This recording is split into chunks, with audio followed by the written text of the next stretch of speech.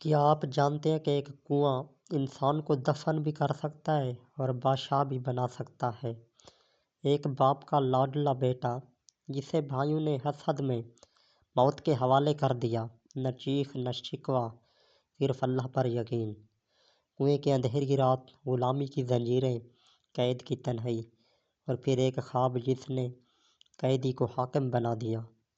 یہ کہانی صرف حضرت یوسف علیہ السلام کی نہیں، یہ ہر صبر کرنے والے انسان کی کہانی ہے۔ حضرت یوسف کی زندگی ہمیں یہ سکھاتی ہے کہ اللہ کی پلاننگ انسان کی سوچ سے کہیں بڑی ہوتی ہے۔ یہ کہانی اس وقت شروع ہوتی ہے جب ایک معصوم بچہ اپنے والد حضرت یعقوب کو خواب سناتا ہے، مگر یہی خواب بھائیوں کے دلوں میں حسد کی آگ جلا دیتا ہے۔ وہ بھائی جو حفاظت کا وعدہ کر کے حضرت یوسف علیہ السلام کو ساتھ لے جاتے تھے، اسی کو ایک ویران کنویں میں پھینک دیتے ہیں۔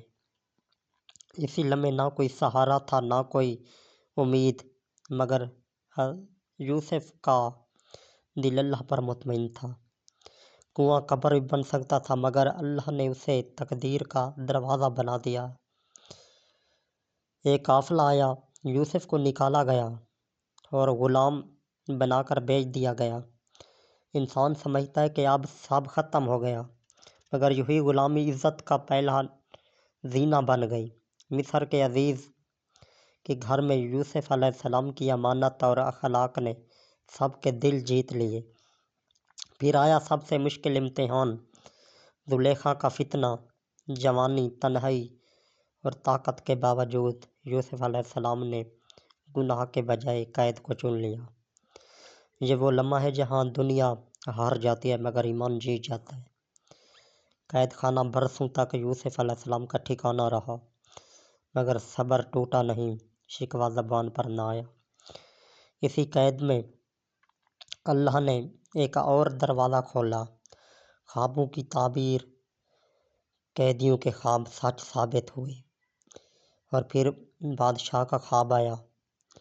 یہی خواب یوسف کو قید سے تخت مصر تک لے گیا۔ وہ شخص جو کبھی غلام تھا، آج پورے ملک کے فیصلے کر رہا تھا۔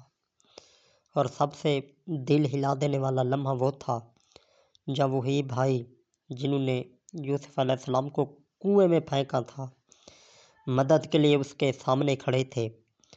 طاقت ہاتھ میں تھی، بدلہ ممکن تھا، مگر یوسف علیہ السلام نے فرمایا، آج تم پر کوئی گرفت نہیں، اللہ تمہیں معاف کرے۔ یہی ہے صبر کا انجام، یہی ہے ایمان کی فتح، اور یہی ہے یوسف علیہ السلام کی زندگی کا وہ ہر دور میں دلوں کو بدل دیتی ہے۔